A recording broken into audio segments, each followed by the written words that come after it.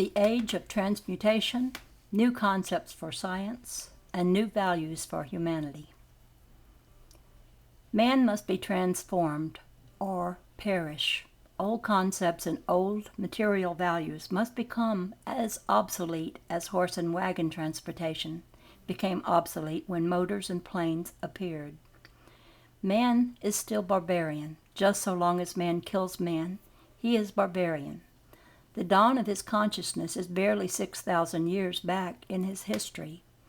Man must have new concepts, new ideas, and new values, which will uplift him from the barbaric desires to kill for greed, to build empires for power, to seek happiness through material possessions, or to accumulate gold under the delusion that he is creating wealth. Material values as standards of wealth must be rendered valueless. Science has the power to make the transition so gradually that the readjustment will create no hardship to commercial interest and world economy. Just as the transition into the machine age lessened the burdens of man and added to his wealth, so will the transition into the age of transmutation have a similar beneficial effect. All great world transitions, which have brought greater ease and wealth to man, have been anticipated as calamities. This greatest of all transitions, now dawning in man's history, should be looked forward to as the ultimate goal for a peaceful and prosperous, unified world. Man's assets of this age are material. Transformed man must gradually discover that his greatest asset is man. His happiness, achievement, and greatest source of wealth and power are in his ability to serve man. The greater his service to man, the more he adds to his wealth, both materially and spiritually. For this is a law, irrevocable and inevitable law. It is inviolate law throughout nature everywhere. Nature creates its wealth by extending itself into the whole universe from every point in it. The jungle is rich because it extends all that it has to all of the jungle, while the desert is poor indeed for keeping that which it has within itself. The desert gives naught to the desert. The desert gives naught to the desert, nor to the heavens. Therefore its regivings from the heavens are naught. Nature has no motive for its givings, for regivings are the fulfillment of the law, and man need give no thought to them. The wealthiest men in all the world are the geniuses who have extended their immortality to other men without thought of gain. These immortals should never perish from the memory of man who has found his own immortality through them, while he whose wealth is but gold, even though it be higher than the highest mountain, shall be forgotten before another dawn. Man is man's greatest asset, therefore, for man's greatest need is other men to whom he may give of his own abundant self, to thus enrich himself through their regivings. Nature is based upon the law of love, which is balanced giving for regiving. All that man ever has is that which he has given. That is nature's only law, and it must eventually become man's only law. Nature regives in kind for all service given. Man gives the seed, and his service in sowing the seed. Nature regives the fruit of the seed. That is nature's law. Action is man's free will right, but the reaction is nature's. It regives equally in kind. If man takes a throne, it is taken away from him, and he is poor indeed. But if man enthrones other men or honors other men, he will be enthroned and honored by other men. Spiritual values can replace material ones only by sharing material values of their power. Let me start again. Spiritual values can replace material ones only by sharing material values of their power to nurture greed and avarice. It will be a slow process, but will surely come to pass as science gains the power to shear values from physical matter. Science has given man this new electric, radio, radar, television age, which has made miracles of past age thinking commonplace today. Had the Nazarene stated that the time would come when the whole world could hear a man's voice, he would have then been put to death. Many since then have been burned at the stake and tortured mercilessly for what a schoolboy of today would basically comprehend as natural law. The telephone, the automobile, flight by air, radio, radar, and television have been given to the world by science in less than a century. Each of these has transformed man's thinking and his ways of life, for heavy burdens of labor and household drudgery have been lessened for man and woman alike.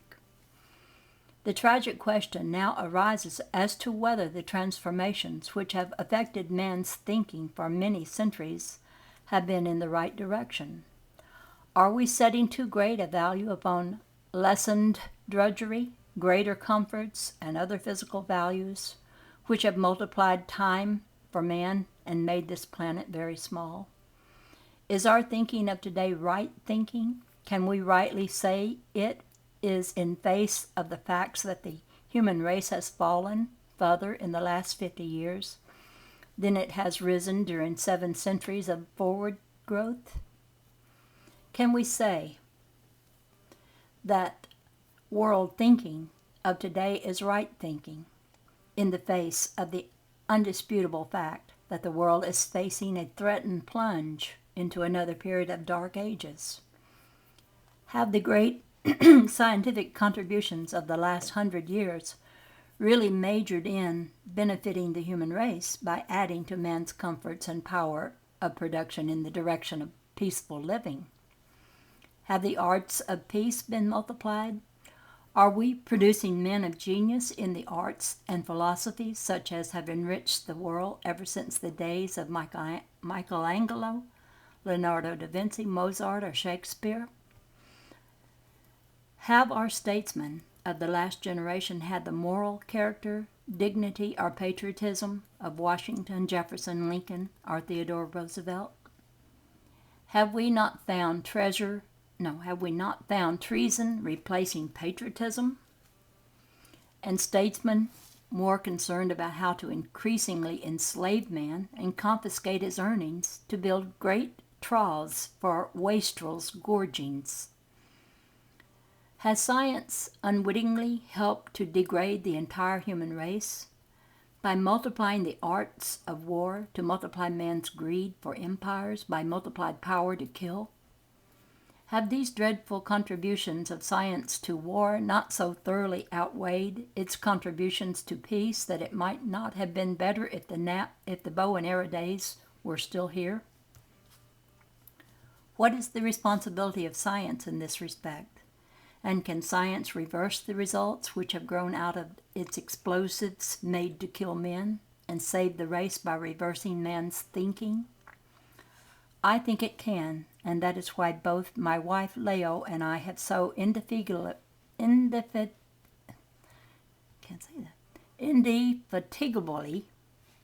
been working to give this new knowledge to science now when the world is threatened with destruction. This knowledge will enable science to have such command. I've lost my place.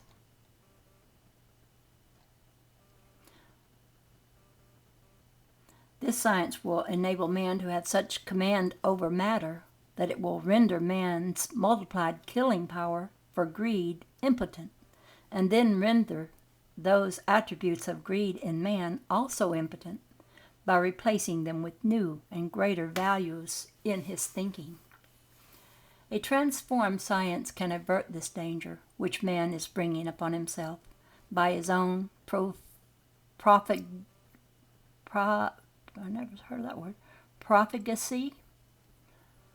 by rendering all of the coal, oil, nitrates, and phosphates of the world not worth the digging for man of today, and needless for man of tomorrow. These things he can do now, for they are simple in principle, and the means of producing them are simple.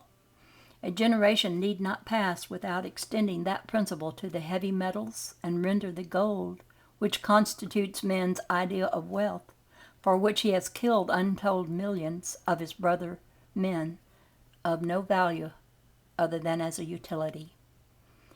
Every product of nature, in the elements of matter which nature has produced so meagerly, can be produced by man in unlimited quantities with less effort than present-day digging.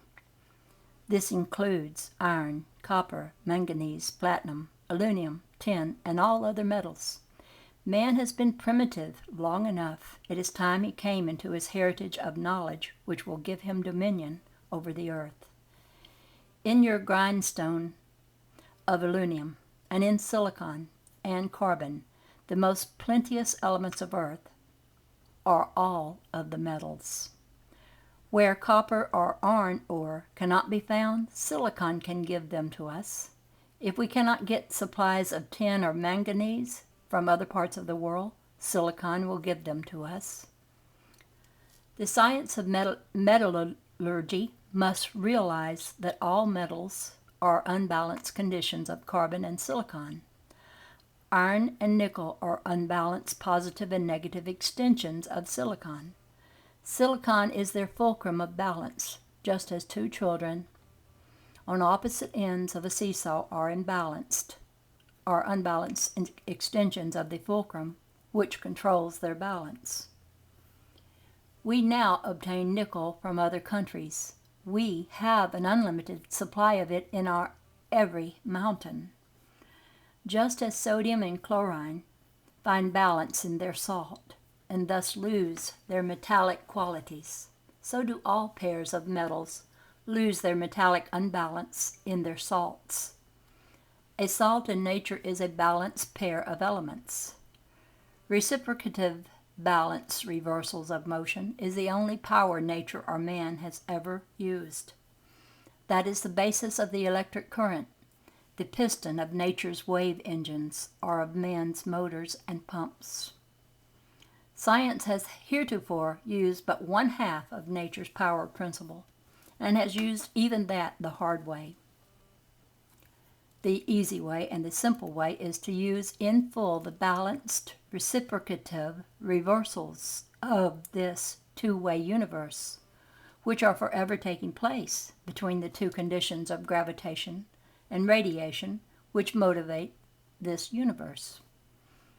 World strategy of today is largely based upon the location of oil.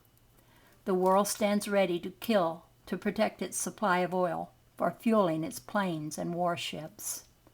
Science can likewise render the oil supplies of the world useless as a fuel and not worth the slightest quarrel among men for the supply needed for lubrication. But greater than all these is the power of science to verify God and validate His inviolate law, which gives to man in kind that which man gives to other men, and thus brings humanity to the realization that he who would hurt another hurts but himself.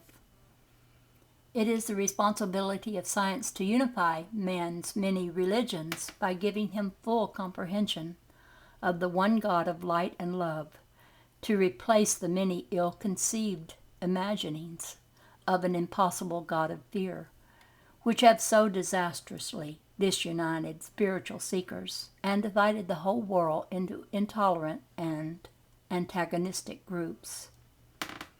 The human race can never become united as one harmonious whole, so long as wrong conceptions of God disunite and divide the race. Chief among these wrong conceptions is the vengeful God of fear and wrath, which is mainly responsible for the fear, greed, hatred, superstition, and intolerance upon which our present civilization is based. The time has come when science should so inculcate mankind with the balanced interchange principle of love, upon which the universe is founded, and everywhere manifested in nature, that the nations of the earth will become God-loving instead of God-fearing men. Fear of a wrathful God is an inheritance of the terrors of ignorance in primitive man, who saw vengeance and wrath of God in the furies of earth's storms. Ignorance and terror are still breeding the fears which underlie our whole world civilization. World leaders of great vision in science and government are now the world's great need. It may be that our Father in heaven has sent a Savior to end this greatest of all threats to our American way of life. Our new president has it in his power, with the aid of science, to perform the miracle of ending all warfare, as past rulers were aided by science to make wars. Can this miracle come to pass? Can the thinking of science be transformed? I think it can, but only by being enabled to look at the world picture of today squarely in the face, see it as it is, and meet it with new, transforming knowledge, and the mighty power which attends transcendent knowledge.